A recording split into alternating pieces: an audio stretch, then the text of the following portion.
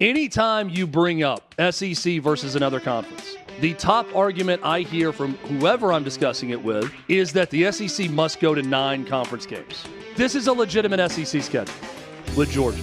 That was a legitimate Big Ten schedule with Ohio State. Here's the difference between the two conferences. Big Ten is throwing down the gauntlet. Brett Bielema, guy who could not get the job done at Arkansas after fleeing the Big Ten originally, or Wisconsin, sucked at Arkansas mostly. His wife had a very, very unfortunate tweet about karma that came back to bite her in the ass. Karma, again, hashtag karma. Brett Bielema is running off the mouth. The SEC is soft. They need to play 9 conference games like we do here in the Big Ten. And until that happens, it's not a fair system. There's so much debate about what college football needs to do with their playoff. It's going to expand to 16 teams. We know it will because money. There's going to be a demand for it from networks, and getting more teams in that playoff is going to be advantageous for a lot of people. So if they're going to 16 teams, there's been debate about, do you do a 4-4 format where Big Ten gets guaranteed 4, SEC gets guaranteed 4, Big 12 gets 2, ACC gets 2. What the SEC favors is an 11-5 or 5-11 format for 16 teams. 5-11 format's pretty simple. Kind of like last year, the 5 highest-ranked conference champions in college football. So that would be, theoretically, every year, SEC, Big 10, Big 12, ACC, plus a Boise State of a year ago, or someone that's outside of that group. They would get an automatic qualifier, automatic bid into the playoff, and then you just rank the 11 teams outside of that as you see them and go, whatever conferences get the most, that's what happens, and you roll with it. I favor that format. I'm good with it. I'd be good with just ranking the top 16 and being done with it.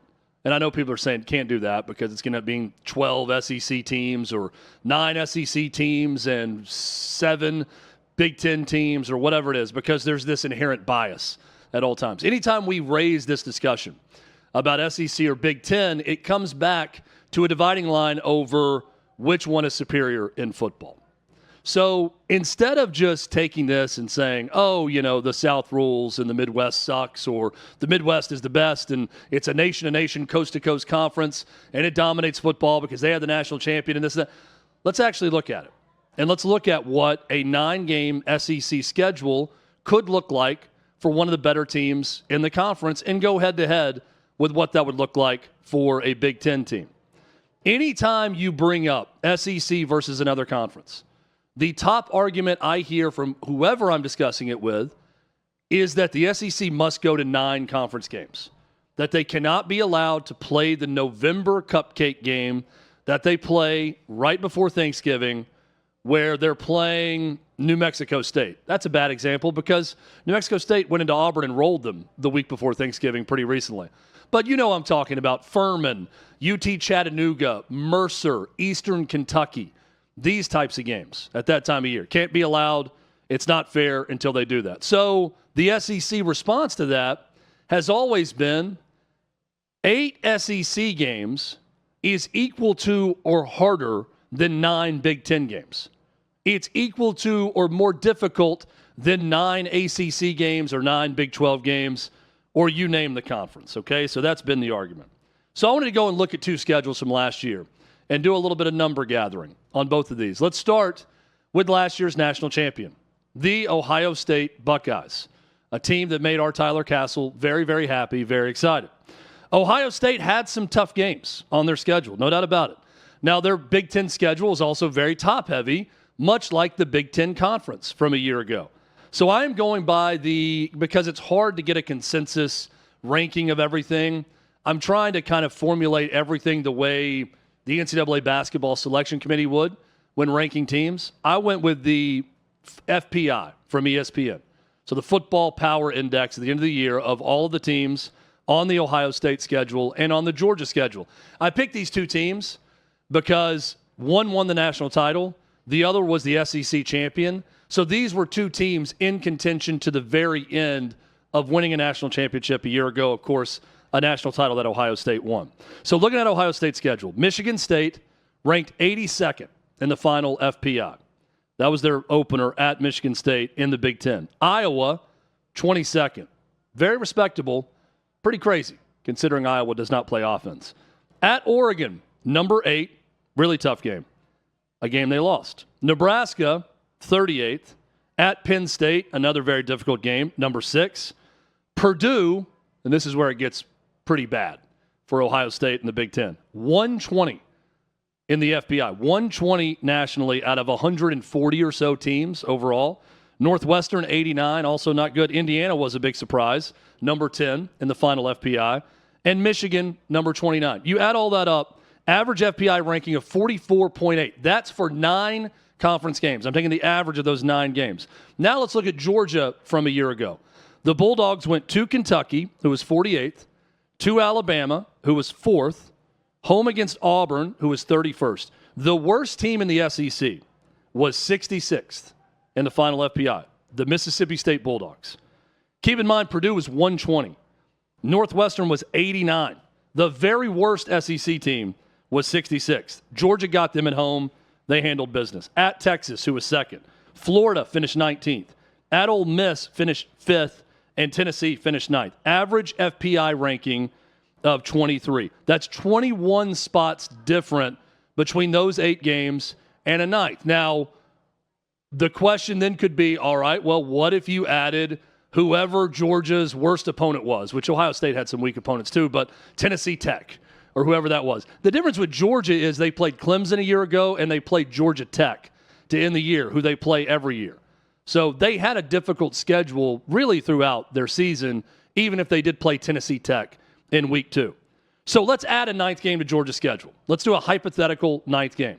So Georgia's schedule in this hypothetical format, if I gave them the worst possible SEC opponent, okay, so the worst possible opponent they did not play on the schedule already, that team would be Vanderbilt at home, which would have an FPI of 39. That changes the overall average FPI ranking from 23 to 24.7. That's still 20 spots better than the Big Ten power, Ohio State. So even with that, it makes it tougher. Now, if I gave Georgia the best possible opponent that they didn't play, that would be South Carolina at number 15 and at South Carolina. That would make their new average 22. So 22 spots better than Ohio State. I say all this to say, and somebody's going to come back and be like, well, let's look at Oregon's schedule. Let's look at Texas's schedule. Yeah, everybody's schedule is different. But this is a legitimate SEC schedule with Georgia. That was a legitimate Big Ten schedule with Ohio State. Here's the difference between the two conferences. The Big Ten is very, very top-heavy. They have a lot of power at the top. They're very good at the top. Ohio State, Michigan, Penn State, Oregon, very good teams. It's also a conference that regularly produces Northwestern and Purdue and Maryland, and you name the teams that aren't producing the way those other teams are. Now, I'm not saying that everybody in the SEC is Georgia or Bama. They're not. But Mississippi State in year 1 under Jeff Lebby was the worst team in the SEC. They were 66th nationally. That is a big difference than 120 for Purdue from a year ago. So I get the argument. I understand it from Big Ten fans or fans that aren't associated with the SEC. You want the SEC to play a 9th game. I get it. I think the SEC has a valid argument when they come back and say, look at our 8 games and look at your 9 games. And ask a third-party, unbiased, impartial person, which slate of games would you rather play? I'm looking at those 9 for Ohio State a year ago versus those 8 for Georgia, and I'm raising my hand if I'm a coach of some other program saying, I'll take the Ohio State schedule. That's easier, even with a 9th conference game. That's the SEC's argument. Is it soft? Is it weak? Are they being little bitches because they're not going to play a 9th game? That's for you to decide. I'm just here to tell you, 8 SEC games is equal to or greater than 9 Big Ten games or 9 ACC games or 9 Big 12 games. And the numbers will back that up. And I'm willing to bet consistently, top to bottom, the SEC will remain stronger in football than the Big Ten top to bottom or the Big 12 top to bottom or the ACC top to bottom. I'm willing to bet that. You may disagree. That's what makes the world go round. But give me the SEC and their 8 games over the Big Ten and their 9 games.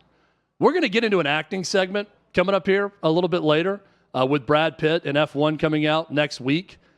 But let's get into an acting segment right now with LeBron James, who spoke to The Hollywood Reporter.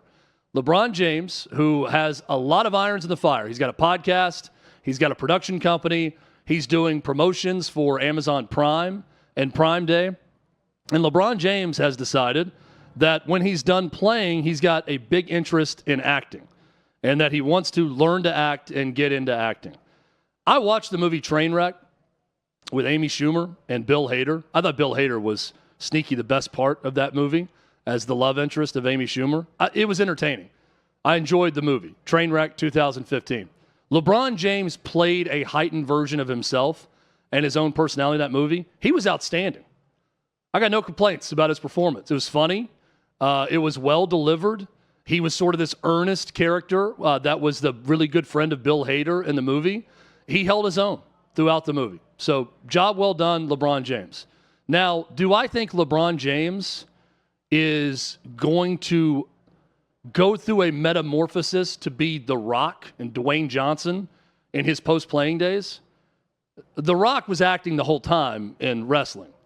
Wrestling lends itself to becoming a good actor because guess what? You're acting the entire time that you're wrestling. So that worked well for The Rock. Can I see LeBron James becoming a character actor? LeBron James portraying someone other than himself? I mean, if it's LeBron James starring in the Bill Russell story where he's playing an NBA great, that you need the basketball chops to do it, maybe. But are there better actors to cast in that role that could play Bill Russell better? Of course. I say all that to say the one athlete that I really thought could make it as an actor when they were done has always been Peyton Manning. I think Peyton Manning could lead his own comedy series. If you gave him a 25-minute sitcom, he'd probably be pretty good in that role. If Prime or Apple or Paramount or anyone wanted to give Peyton Manning a show, I think he'd be pretty funny in that show. Now, is he going to be better than a lot of comedic actors? Probably not. But he could train and he would get himself ready to be really good in that role. I don't know that LeBron James is going to do that. I don't know that LeBron James can play anyone but himself. But I'm sure a lot of people will be watching. If he decides to go that route and do it, I'm sure a bunch of people will be very interested. I just don't see it. I don't see it with LeBron. I think it's a very difficult transformation to go through to truly become an actor.